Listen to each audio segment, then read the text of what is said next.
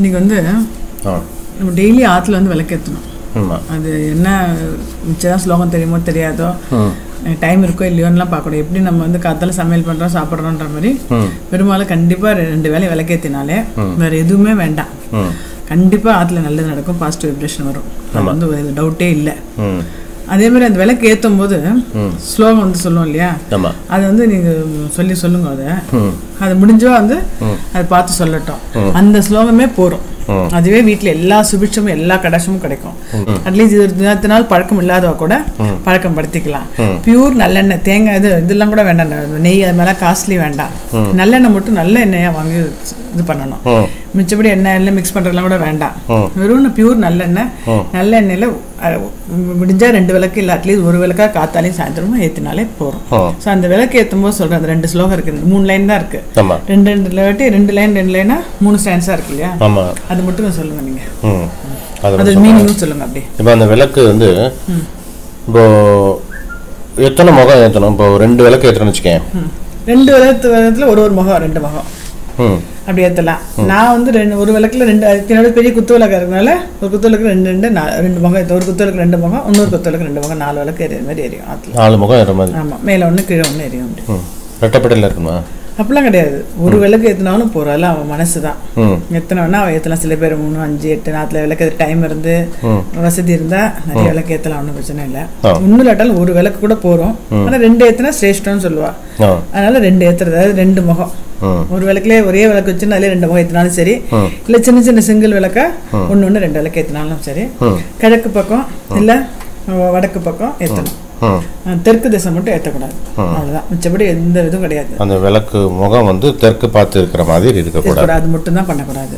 மிச்சப்படி ஏற்றலாம். அப்புறம் வெள்ளிக்கிழமை டயத்தில் 5 முகம் ஏற்றினா விசேஷம்.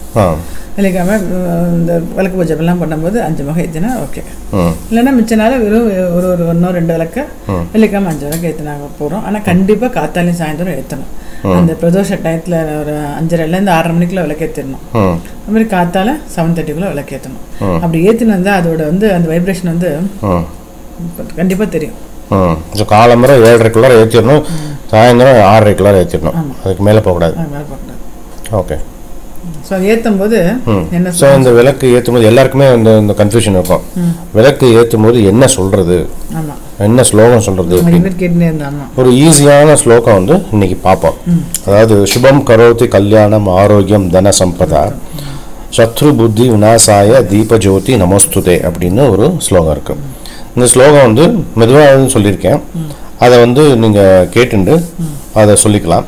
இதோட அர்த்தம் வந்து என்னன்னா, எல்லா சுபகாரியங்களும் தடையின்றி நடக்கவும், எதிரி பயம் விலகவும். எதிரி அப்படிங்கிறது வந்து நம்ம மனசுல இருக்கிற சஞ்சலங்கள், வெளியே இருந்து வர ஒரு நெகட்டிவ் ஃபோர்ஸஸ், இதெல்லாமே சேர்ந்துதான். உடல் நலம் சிறக்கவும், பொன் பொருள் சேரவும், அருள் புரியும் தீபலட்சுமியே, எங்கள் அறிவாற்றல் இருளின்றி பிரகாசிக்கவும் அருள் செய்யும் உனை துதிக்கின்றேன் அப்படிங்கிறது இது அர்த்தம். சுபம் கரோதி கல்யாணம் ஆரோக்கியம் தன சம்பதா சத்ரு புத்தி விநாசாய தீபஜோதி நமஸ்துதே. இது வந்து ஃபர்ஸ்ட் ஒரு ஸ்லோகம், சின்னதாக ஸ்லோகம். அடுத்து என்ன ஸ்லோகம்னு பார்ப்போமா? ஸ்வர்ண விருத்திம் குருமே கிரகேஸ்ரீ, சுதானிய விருத்திம் குருமே கிரகேஸ்ரீ, கல்யாண விருத்திம் குருமே கிரகேஸ்ரீ, விபூதி விருத்திம் குருமே கிரகேஸ்ரீ. இங்கே கிரகேஸ்ரீ அப்படிங்கிறது வந்து எங்களுக்கு, எங்கள் இல்லத்தில் அருள்வாயாக அப்படின்னு அர்த்தம். ஸ்ரீ அப்படிங்கிறது வந்து மகாலட்சுமியை பார்த்து நம்ம வேண்டிக்கிறோம். தினமும் இந்த தீபம் ஏத்துற எங்க வீட்டில் பொன் பொருள் தானியம் மங்கள காரியம் சகல செல்வங்களையும் குறைவில்லாது தந்து அருள்வாயாக அப்படின்னு அர்த்தம். இங்க வந்து 4வது வரியில வர விபூதி அப்படிங்கிறது வந்து ஐஸ்வர்யம் சகல செல்வங்களையும் குறிக்கிறது. ஸோ இதை வந்து நம்ம வந்து ஒரு வாரம் டெய்லி இதை பார்த்து படிச்சுன்னு சொல்லிகிட்டே இருந்தோம்னா அப்புறம் வந்து மனப்பணம் ஆயிடும். இதை வந்து சொல்லலாம் காலம்பரை.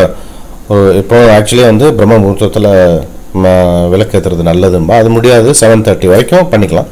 அதே மாதிரி ஈவினிங் வந்து 6:30 மேலே போகக்கூடாது விளக்கேற்றுறது, 6:30 ஒரு விளக்கேற்றி முடிச்சிடணும்.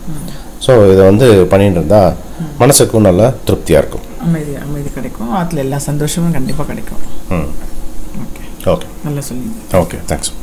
ஸ்வர்ண விருத்திம் குருமே கிரகேஸ்ரீ, சுதானிய விருத்திம் குருமே கிரகேஸ்ரீ, கல்யாண விருத்திம் குருமே கிரகேஸ்ரீ, விபூதி விருத்திம் குருமே கிரகேஸ்ரீ. சுபம் கரோதி கல்யாணம் ஆரோக்கியம் தன சம்பதா சத்ரு புத்தி விநாசாய தீபஜோதி நமஸ்துதே.